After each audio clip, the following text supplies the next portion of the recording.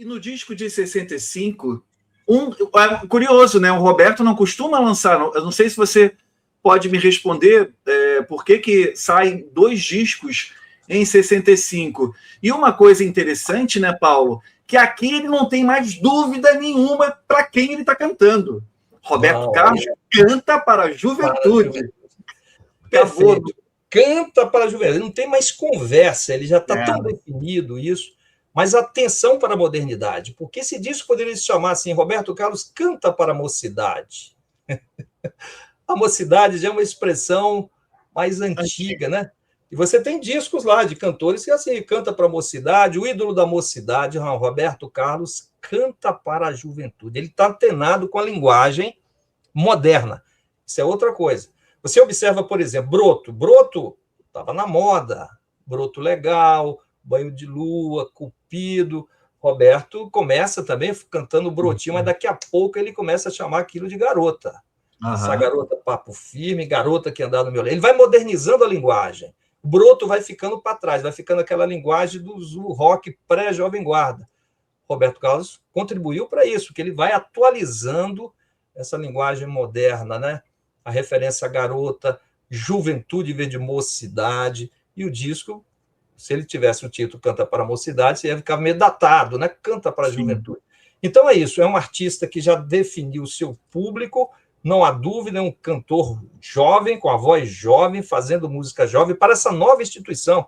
E lembrando também, sabe, que a juventude era uma instituição recente na sociedade ocidental. Isso foi inventado, né? A gente fala assim, a juventude parece que sempre existiu ricos, pobres, claro, velhos e novos, mas o jovem como um segmento do mercado consumidor, com a roupa própria, uma linguagem própria, uma produção cultural, isso surge em meados dos anos 50, isso surge... Pós-Segunda Guerra, né? Pós-Segunda Guerra. Isso é definido ali no Apanhador de Campo de Centeio, né, do Salles, ali, primeiro livro tendo um personagem, um jovem de 17 anos, um adolescente, questionando o mundo, questionando a família, questionando a religião. Aquilo teve um impacto profundo, claro, aquilo estava no ar, mas um artista sintetiza aquilo no livro O Apanhador do Campo de Centeio. Logo depois, Hollywood pega essa ideia em filmes como O Selvagem e Virtude Transviada, e tudo isso, e a música e Elvis Presley chegando junto. Então, essa instituição, a juventude, será recente, será novo.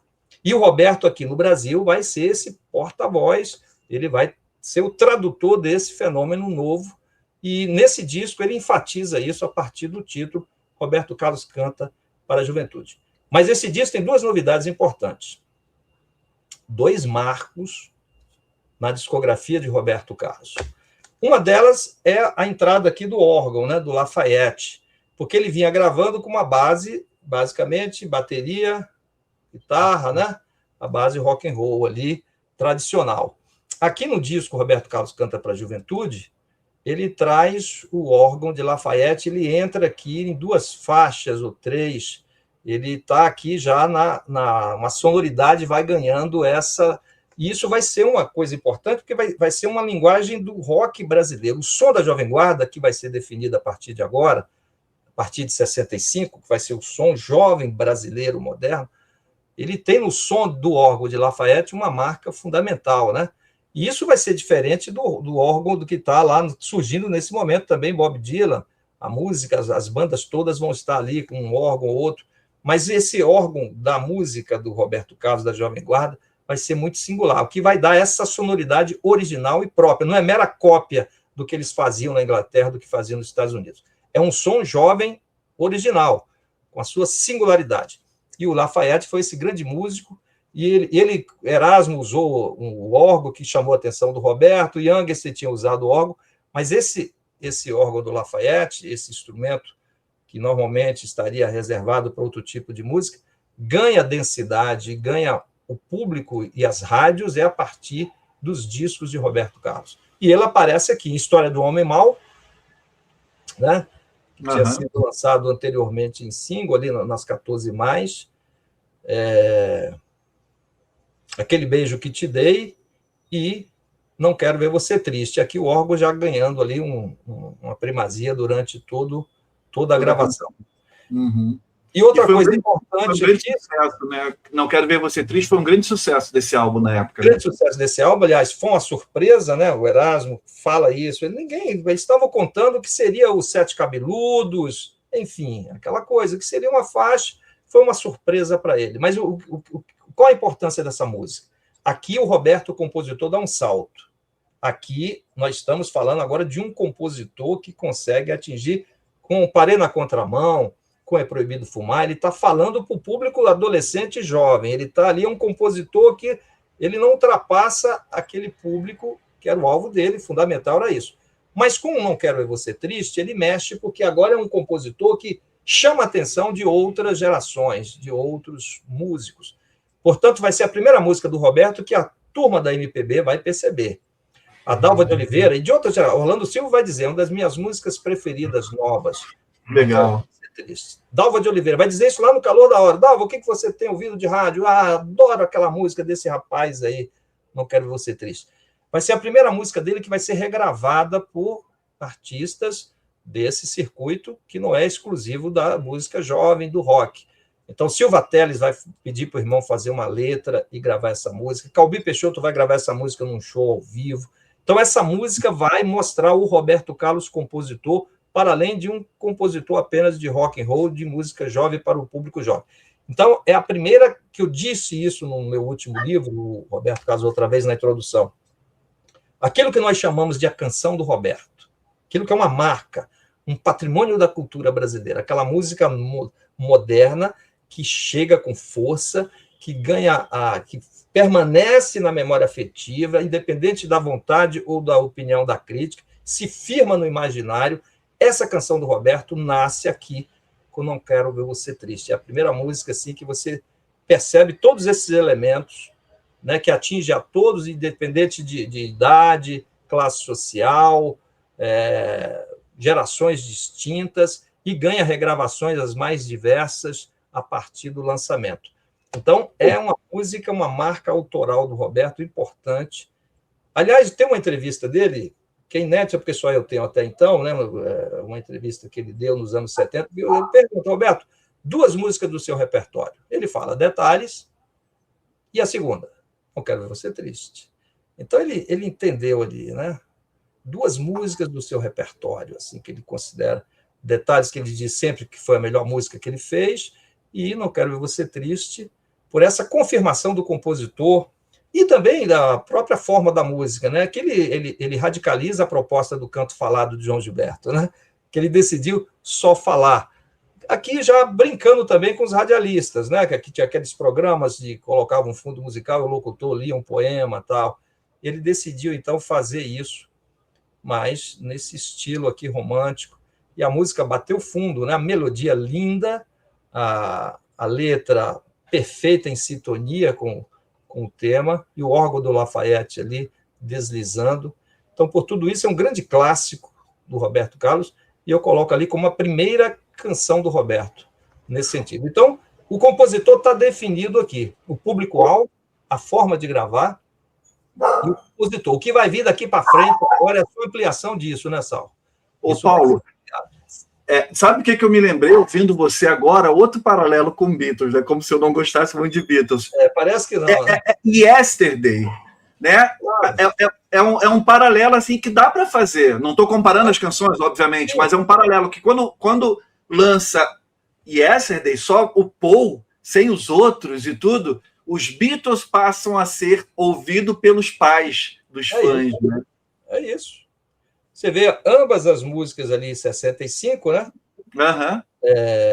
E é isso, essa coisa dialogando para um público para além dele, mostrando que esse artista pode ir muito mais, porque isso sinaliza para outras coisas. Se ele está saindo ali daquele público-alvo ali, ele está alcançando. Eu acredito que o objetivo dele nem foi esse, ele está cantando para a juventude. Mas só que ele fez uma música que mexeu com a acessibilidade de outros segmentos. Como se diria hoje, furou a bolha. Não era exatamente uma bolha, né? Porque era um público grande ali já, mas, de qualquer forma, outras sensibilidades foram tocadas ali, né? Por essa canção.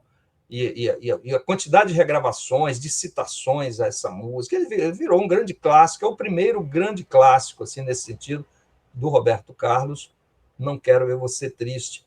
Então, por tudo isso, está nesse disco. Outra curiosidade desse disco é a Garota do Baile, que você sabe que o Roberto ia gravar aquela valsa Maria Bonita, do Agostinho Lara.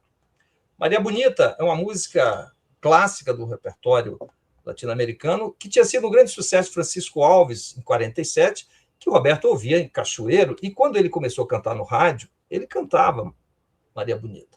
Então, nesse momento, ele decidiu, então, regravar uma música da sua infância, né? E ele escolheu Maria Bonita. Uma base iê, iê, iê.